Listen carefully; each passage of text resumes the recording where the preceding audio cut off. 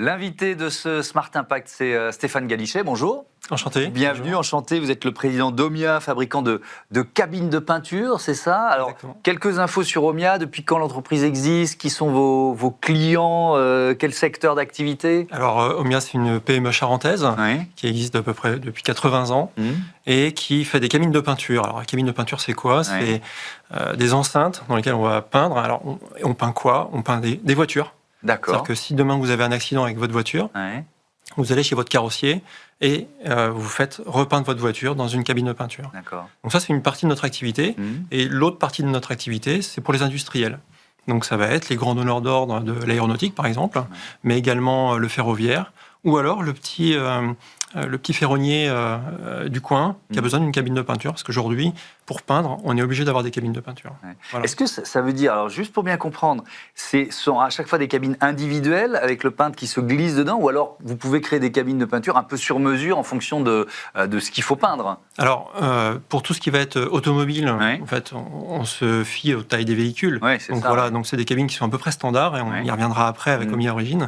Et après, pour l'industrie, vous n'avez pas les mêmes tailles de cabines de peinture quand il faut peindre un instrument de musique, par exemple, le vernis, ou alors un avion.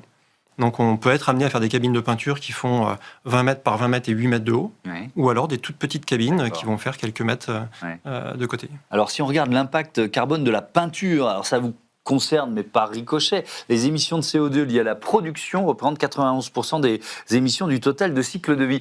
Pourquoi parce qu'on va parler de cette offre d'économie circulaire, comment est née l'idée de faire une proposition comme ça? Vous vous êtes posé la question de l'impact du secteur dans lequel vous étiez, l'impact de la peinture, l'impact de vos cabines? Pourquoi vous êtes rentré dans cette logique? Alors, en fait, l'idée, elle est venue après le Covid. Pourquoi? Parce qu'en fait, les coûts d'acquisition des cabines ont augmenté du fait de la hausse des matières premières, la hausse de l'énergie. Et donc, du coup, on s'est retrouvé, nous, dans notre offre, avec un trou entre nos premières cabines et les moyens des carrossiers. Donc, on s'est dit, comment on peut adresser ça? Alors, on a joint, je dirais, l'utile avec l'éco-responsable, en se disant, en fait, il y a des cabines qui existent sur le marché. Au lieu de les mettre à la poubelle quand les carrossiers souhaitent les changer, on va les reprendre, les reconditionner et pouvoir les remettre sur le marché à un prix qui conviendra en fait aux carrossiers qui n'ont pas beaucoup de moyens et dont les moyens en fait ne peuvent plus permettre d'acheter des cabines neuves. Voilà. Donc en fait, on traite le fait de recycler les cabines, on adresse un segment de marché pour les carrossiers qui n'ont pas beaucoup de moyens. Et ça nous permet aussi de contrer un petit peu le low cost. Oui, effectivement. Vous continuez de proposer des cabines neuves. Bien sûr. Ça reste votre modèle économique. Exactement, tout à fait. Et principalement votre modèle économique, malgré tout? Oui.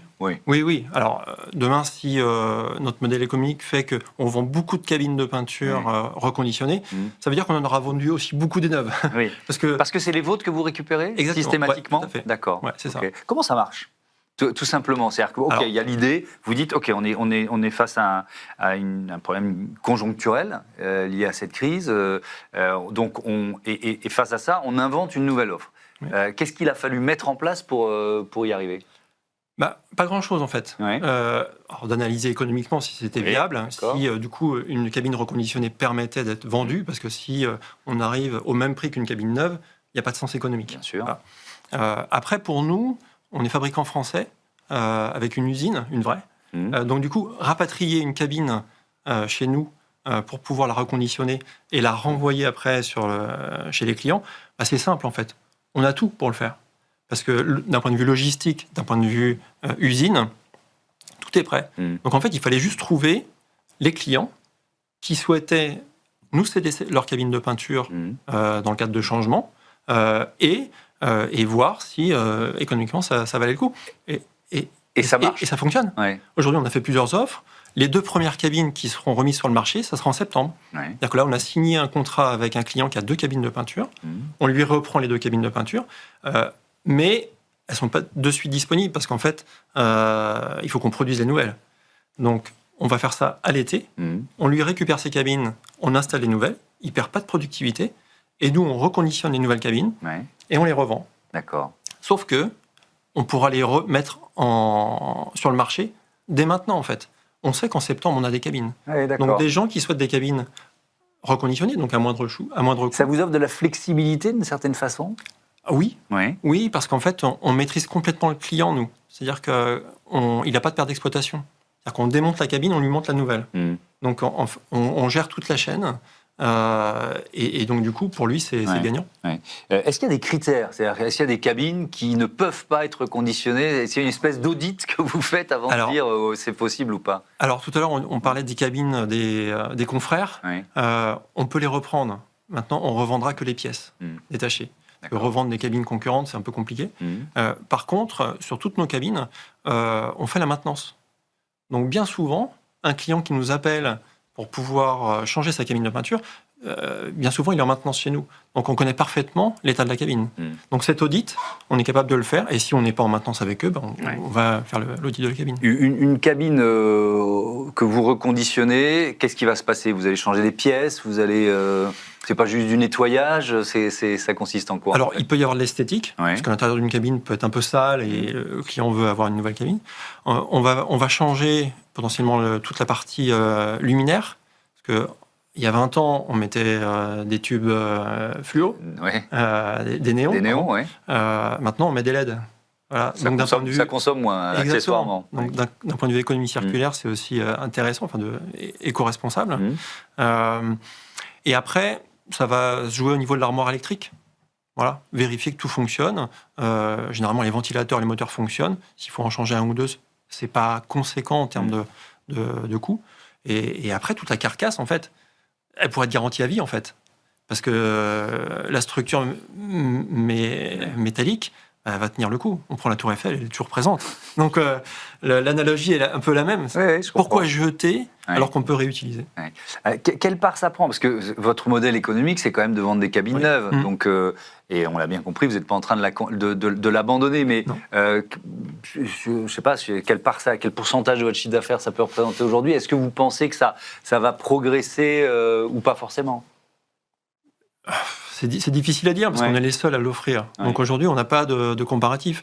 On peut comparer avec ce qui se fait sur le Bon Coin. C'est-à-dire que le Bon Coin, ça se fait un petit peu déjà, mais sans avoir le stamp du fabricant. Le fabricant lui-même, voilà. Si demain, ça représente quelques pourcents de notre chiffre d'affaires, on sera déjà très content. Et puis, on aura aussi surtout rendu service aux clients. Voilà.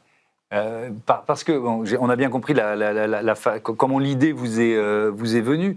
Est-ce qu'on se prend au jeu de l'engagement environnemental ? Vous voyez ce que je veux dire ? Parce que vous cherchiez à combler un vide à un moment particulier de l'histoire de votre entreprise. Et puis à un moment, on se dit en plus. Alors, on rentre dans une logique d'économie circulaire. Est-ce que ça vous amène à réfléchir, à appliquer cette logique à d'autres aspects de votre activité ? Vous voyez ce que je veux dire ? Oui, alors... Sur l'aspect éco-responsable, on est déjà très engagé là-dessus. C'est-à-dire qu'on est en train de verdir tout notre parc de véhicules, avec beaucoup de véhicules électriques. On a des bornes qui sont installées à l'usine. On permet aux salariés de se brancher à ces bornes gratuitement.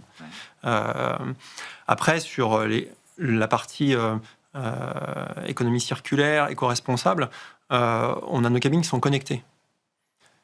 Donc ça veut dire qu'on suit aussi l'évolution de nos cabines et ça nous permet d'aider les clients à mieux utiliser leur cabine, et donc à moins consommer. Parce qu'on se rend compte souvent que le peintre va mal utiliser la cabine, va la faire fonctionner trop longtemps. Et pour un carrossier, l'empreinte carbone de son activité, c'est pas tellement la peinture, c'est tout le gaz qu'il faut utiliser pour chauffer l'air de la cabine de peinture, et qui sert finalement à faire fonctionner la cabine. Donc si on arrive avec notre proposition de cabine connectée, à les aider, ça fait des économies. Et ça coûte beaucoup moins cher d'acheter une cabine reconditionnée par rapport à une neuve ? Parce que vous disiez, il faut qu'il y ait une logique économique. Bien sûr. Alors, d'un point de vue économique, si vous voulez, avant, on arrivait à adresser une cabine à 30 000 €. Maintenant, avec les hausses des matières et les hausses des coûts d'énergie, c'est 40 000 €. Donc en fait, entre 0 et 40, il y a un fossé qui s'est creusé. Et là, on voit les cabines low cost arriver, qui ne sont pas respectueuses des normes, qui posent un certain nombre de problèmes aussi pour la maintenance. Là, avec cette offre de cabines reconditionnées, on est entre 20 et 25 000 €. Donc en fait, on est pile au milieu. Et ça permet de pouvoir adresser ça, de freiner l'arrivée des cabines chinoises et turques, par exemple, en France. Et nous, c'est quelque chose qu'on défend parce qu'on est fabricant français, made in France, origine France garantie. Et donc, c'est... Dernière question, justement, sur cette origine France garantie. C'est de plus en plus un argument de vente ou malgré tout, il y a un moment où vous avez des clients qui disent non, je vais voir ailleurs parce que ça coûte moins cher ou parce que, etc. quoi. Alors, en fait, c'est pas tellement un argument de vente, c'est des acteurs industriels qui se reconnaissent. C'est-à-dire que nos clients qui sont aussi dans cette logique-là, ils disent on va acheter des cabines chez Omia parce que, en fait, c'est fabriqué en France, il y a une usine, on a visité l'usine, il y a un service. Et donc, voilà. Arriver chez un client en disant on est origine France garantie, s'il n'est pas sensibilisé, peu de chance. Par contre, on a des grands donneurs d'ordre dans l'aéronautique. Je ne sais pas si je peux en citer, mais Safran, par exemple, Safran, Dassault, Airbus, ces trois-là jouent la carte de on va consulter Omia parce que c'est des cabines qui sont fabriquées en France et ça contribue à l'écosystème français industriel. Merci beaucoup Stéphane Galichet, à bientôt sur Be Smart for Change. On passe tout de suite à notre débat. Et si vous faisiez une évaluation de votre communication RSE?